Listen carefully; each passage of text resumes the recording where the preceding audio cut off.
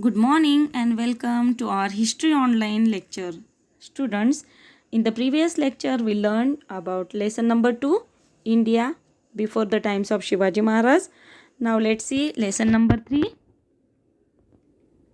religious synthesis. Synthesis means the different part of religions joined together. It's called religious synthesis. Now let's see the first para. Diversity of languages and religions is an important characteristics of the Indian society. Considering this feature, the Indian constitution has adopted the principle of secularism. In medieval India, two attempts to bring about religions synthesis in social life were made on the basis of this principle. Among this effort, the Bhakti movement, Sikhism, and Sufi sect have a significant place. This different stream of thought arose in different parts of India. They emphasize harmony between the different sect and religions along with the devotion to God. We shall study them in this chapter. Now let's see what we are going to study in this chapter. Diversity of languages. Diversity means there are many different languages and many religions are in India. These are the important characteristics of Indian society, and that is why, considering this feature, the Indian constitution has adopted the principle of secularism. Secularism means anyone can follow any type of religions. Secularism means give the equal status to all religions. We cannot say that means there are Hindu, Muslim, Christians, and many other religions are available in India. So we cannot say that India is a Hindu country, India is a Islamic country, or India is a Christian country. Like this we cannot say, because we adopt the secularism. Secularism means to give equal status to all religions. So in medieval India too, efforts were made to bring about religion synthesis by Bhakti movement, Sikhism, and Sufi sect. Now let's see the next. Initially, ritual and Brahmanyam were greatly emphasized in the Indian religions life. In the medieval period, away they gave way to Bhakti Marg, the path of devotion. Bhakti Marg did not give undue importance of hierarchies, which further facilitated regional synthesis. In the different regions of India, we find different form of the path of devotion according to the local situation there. The Bhakti movement used the common people's language instead of Sanskrit. This helped the development of regional languages. They initially, if we can see the rituals means the activities which are related to religions, and Brahmaniki were given more importance in Indian religions life. So in the earlier emphasis of the ritual and Brahmaniki were replaced by Bhakti Marga, the path of devotion, and it did not give undue importance to hierarchy, which further facilitated religion synthesis. So Bhakti movement that emerged in different regions of India in different form. However, the preaching was not in Sanskrit, as emphasis was on the regional language of common people. This helped in the development of regional languages. The Bhakti movement used the common people's language instead of Sanskrit. Okay, because Sanskrit, everyone did not understand Sanskrit. So this Bhakti movement used the common people's language. Now let's see the Bhakti movement, next para. It is believed that Bhakti movement originate in South India. The Nainar and Alavar Bhakti movements emerge in this region. The Nainars were devotee of Shiva, while the Alavars were devotee of Vishnu. There were also attempts to consider Shiva and Vishnu as one and the same, and bring them together, higher idol, which depict half Vishnu and half Shiva were produced in this period on a large scale. People belonging to all social strata had participated in this Bhakti movement. They preach values like love of God, humanity, compassion, mercy, etc. Ramanuja and other acharyas strengthened the base of the Bhakti movements in South India. They told people that God is for all. God does not discriminate. The teaching of Ramanuja had a great impact in North India also. Now let's see, that is the Bhakti movement, other part of India, how it spread. Then first is the Sant Let's see, that is the Bhakti movement originate in South India in the form of Nainar and Alawar movements. The Nainars were devotee of Lord Shiva, whereas the Alawars were the devotee of Lord Vishnu. Some preach that Shiva and Vishnu were one and the same. The idol of Haryar had part of Shiva and part of Vishnu. People from all stratas of society joined the Bhakti movement, which preached love for God, humanity, compassion, and mercy. The base of the Bhakti movement in the south was strengthened by Ramanuja and other acharyas. What did he preach? They preach that God is for all and God does not discriminate. The teaching of Ramanuja had a great impact in South India as well. Now let's see.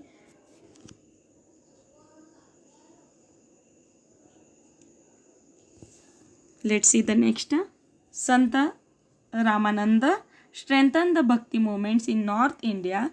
Santa Kabir is a well-known Santa in the Bhakti movement. He did not attach any importance to places of pilgrimage, vratas and idol worship. For him, truth was God. He taught that all human beings are equal. He did not believe in any differences based on caste, creed, sect and religion. He wanted to bring about Hindu and Muslim unity. He criticized the extremely orthodox people in both Hindu and Muslim religions in strong terms. Let's see the work of Santa Ramananda. He preached the importance of Bhakti in North India. The next important Santa is Santa Kabir. He is well known. He is very famous Santa. All of you know the dohas of Santa Kabir. So Santa Kabir did not give importance to places of pilgrimage, and he did not visit to Kashi, Makkah, Medina, that pilgrimage places. Then he did not believe to any vratas and any idol worship. For him, truth was God. He thought that unity of Hindu and Muslim and that all human beings were equal. He wanted to bring about Hindu and Muslim unity. That is the important work. Now let's see the next in Bengal.